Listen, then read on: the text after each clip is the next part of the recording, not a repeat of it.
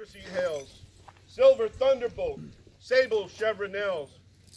Guardian of the Saguaro, he stood to serve his barony as best he could. His service to all did lead him to get the Baroness of Aytenvelt's signets. All these orders by barony and crown brought unto him great word fame and renown. But his service was far beyond our dream, for he served as well in the world mundane. He served our country 24 years, upholding freedom with his sweat and tears. Yes, he volunteered to serve our great nation, receiving a joint service commendation. For meritorious service medaled, Army commendations 4 times settled. Army good conduct, he received 7. National Defense Service, twice given. An Armed Forces Expeditionary, foreign service that was necessary. Fighting the global war on terrorism or doing his part in the Korean Schism. Defending the zone demilitarized, this man's service again was recognized. The Armed Forces Service Medal he wore, NCO development made 3 more. And of course, an Army service ribbon for overseas service, 3 were given. Upon his uniform, born in solemn pride, 2 specialty badges were known to ride. Driver and mechanic with air assault did prove to all this man was worth his salt. But his service went beyond our nation. 2 other forces gave commendation. Germany, his marksmanship was silver, and NATO, a medal did deliver.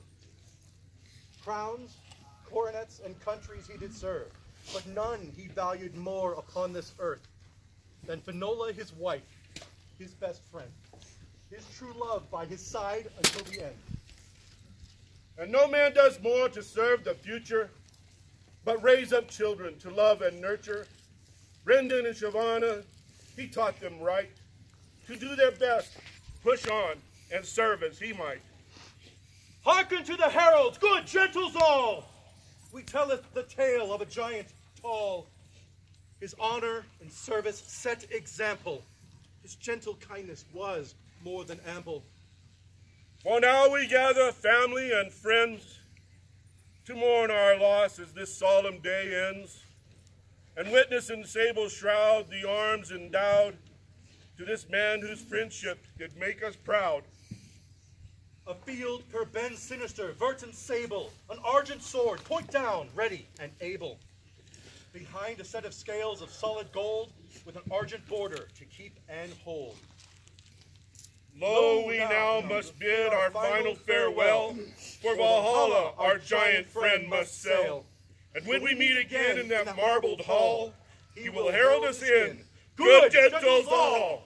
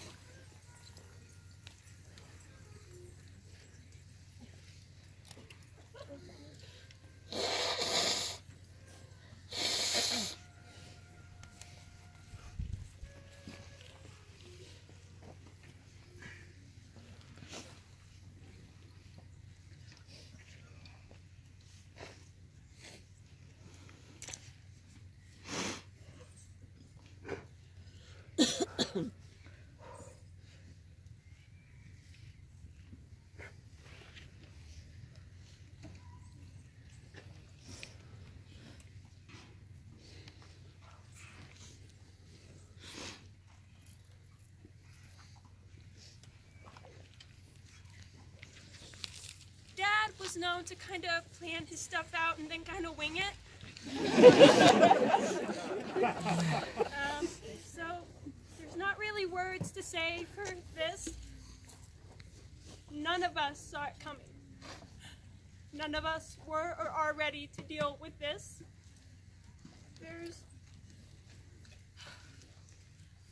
He was too young. I thought I'd have maybe 20 more years. That he would see me bring up my own kids and then torture me with them. He always said he would. There's not really much I can do other than miss him and try and deal with it and grow and do what we can. I've known him. There's a quote I heard. Grief is the price we pay for love. His love for all of us. And our love for him was great.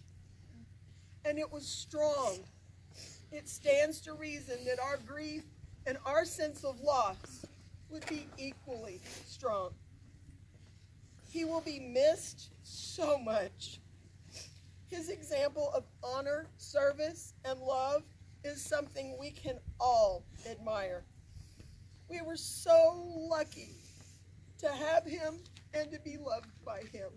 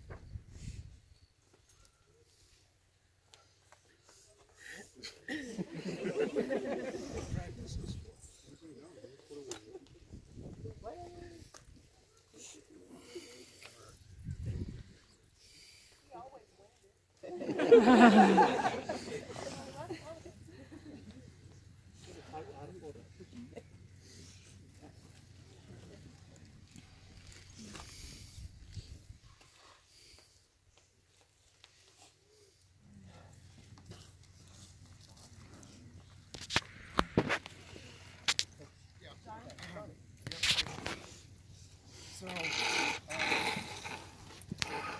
at Northrop, we had the privilege of working with Vernon for nearly 10 years. I come out here in front of you, I feel like I know every one of you because they always told the stories whenever he came back to work. So I wanted to share a work story with you guys. All right. Vernon was dedicated. He loved people. Biggest heart in the world. Always offered to buy lunch. There were challenges that sometimes we'd have at work where folks would end up with extended periods out of time, and you could donate your leave. So you could donate your earned time off. Every single time, he donated his own personal time so that others could benefit from that. It speaks volumes about his character, who he was, what he meant to us. He's one of those big hearts that you can never replace. I don't think he's ever met a stranger or anyone that he genuinely felt was a good person. But the story I wanted to share with you, so we're working all night, literally 24 hours. And at about 2 o'clock in the morning, I said, we got to do something different here. So I went and grabbed my boss's golf clubs, his putters. And we set up mini golf around the office. And this was at a time where you could pick up any phone over there at Northrop and do an all call. So we've got a huge plant over there if any one of you are familiar with what we do on the bypass. So we're playing putt-putt. He's playing with the lights on and off. And then he picks up the phone, does an all call, and starts singing Viva Las Vegas. So, needless to say, it was always entertaining. He was dedicated to what we did. He was going on 10 years of work with us. He was always very humble and very grateful. We'll never, ever, ever be able to replace him. Big hole in our heart back there. We love you and we miss you. Huzzah. Huzzah.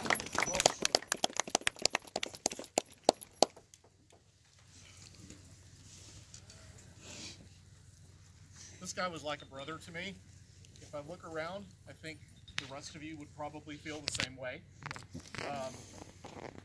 Marty was very special to me because of Marty was kind, and Marty was not jealous. Marty did not brag and was not arrogant. He did not act unbecomingly. He did not seek his own, was not provoked, did not take into account a wrong suffered most of the time. Did not rejoice in unrighteousness, but rejoiced with the truth. Bared all things, believed all things, hoped all things, and endured all things. Marty was love. I mean, anybody here knows that. That was Marty. He always had that big, goofy grin that just, yeah. And just because he left this earth does not mean he's still not my best friend. I'm pretty sure that you all feel the same way. Marty had a passion for life, for fun. I'm not sure he ever did anything a little bit.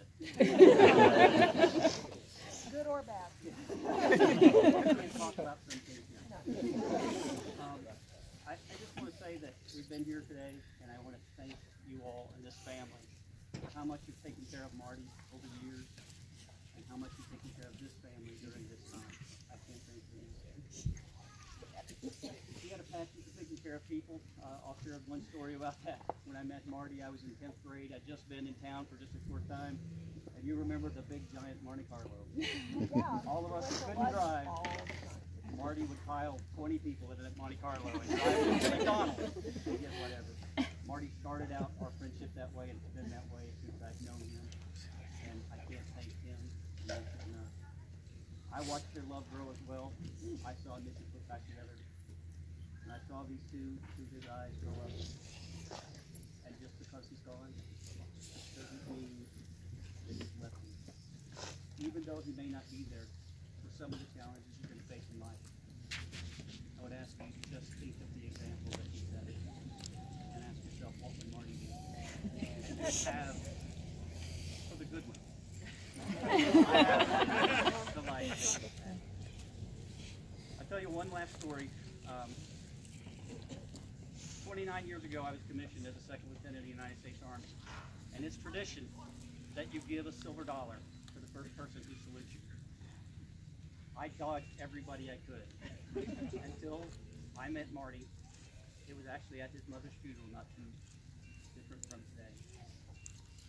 And I met Marty, and he rendered that first salute to me. And it is my honor and privilege today to be able to present this flag and render Marty's final salute.